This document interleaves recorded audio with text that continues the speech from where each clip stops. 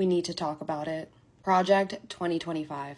What is it? Who wrote it? Where did it come from? The entire far-right blueprint is 920 pages and 30 chapters. You're not going to read all that. I don't expect you to. And if you haven't even heard of Project 2025, that's okay too.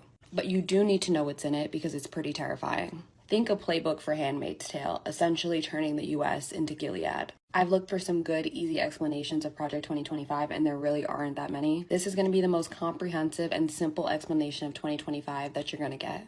So background, Project 2025 dates back to 1973. That's when the Heritage Foundation, a very powerful conservative think tank based in Washington, D.C., was founded. They are the writers and the architects of Project 2025. And their main mission and goal is to move America to a more far-right Christian nationalist state. It originally came to prominence when they wrote their first manifesto in 1981 titled A Mandate for Leadership. And get this, those very same policies were the ones that were used and implemented in the Reagan administration. Seriously, around 60% of the 2,000 proposals written in the manifesto were implemented by Reagan. So now they're back again with a new edition, and this new edition is known as Project 2025. And it's supposed to provide guidance for the Don or whoever becomes the next Republican president. And these 900 pages and 30 chapters were written by professors, doctors, scientists, lawyers, scholars on each subject. And they've divided Project 2025 into 4 main pillars. The first is policy, which is this big book. The second is personnel. They're creating this huge conservative database, think LinkedIn, but for DJT loyalists. The third pillar is training. They set up this online educational system called the Presidential Administration Academy, where they teach their views and ideology in a course. And the fourth is called Playbook, which is an action game designed for how they're going to get everything done. Now let's get into some of the very concerning things on their wish list for DJT's second term. Starting off strong on pages 450 to 503, they're calling for a complete ban on abortions. Not very shocking. Page 319, they're saying the Department of Education should be eliminated.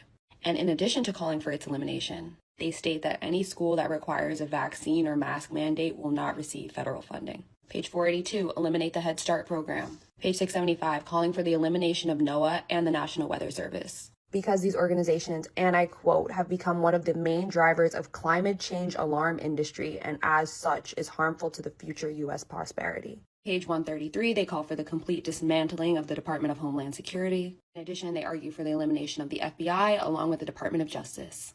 Page 5, they call for a complete ban on corn, writing that corn should be outlawed, the people who produce and distribute it should be imprisoned, and anyone else who participates or facilitates it should be registered.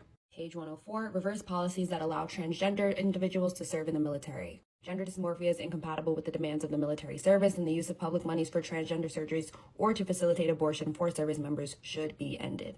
And there's so much more, including the possibility of ending birthright citizenship, banning African American and gender studies in all levels of education, calling for an ending of any DEI programs, getting rid of gay marriage, ending the Affordable Care Act, and it also calls for the mass deportation of immigrants and proposes a plan to round up illegal migrants and lock them up and put them in camps. But perhaps one of the most troubling and well thought out plan is the move to reclassify federal workers under what is known as Schedule F. Now I'm gonna get a little HR heavy, but please stick with me because it's so important. Now there are 2 types of federal employees. The first group are merit-based workers. These are career positions. These people have earned them through going to school, getting work experience. They're either considered experts or they could be a part of the support staff. These people are hired because they know their stuff. Think an engineer at NASA or a scientist at the FDA.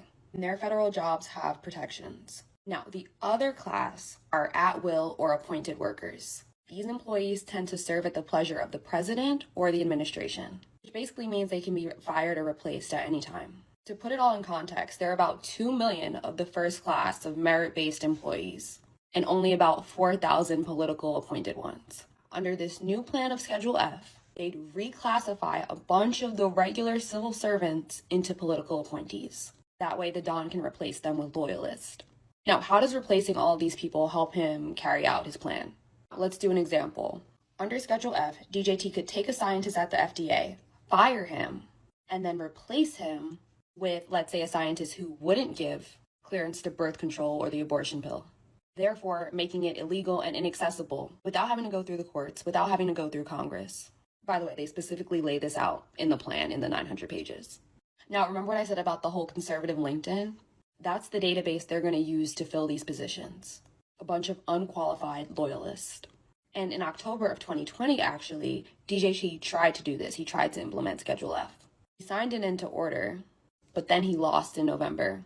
And the whole thing was pretty much a secret, but Biden then immediately repealed it. But if he wins this time, they say it'll be one of the first acts of his presidency. Now, the Don has come out and said he doesn't know anything about this Project 2025 and has been trying to distance himself from it.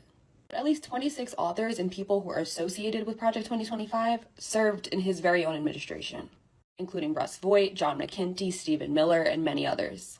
Also, his own platform, Agenda 47, just sounds like a SparkNotes version of Project 2025.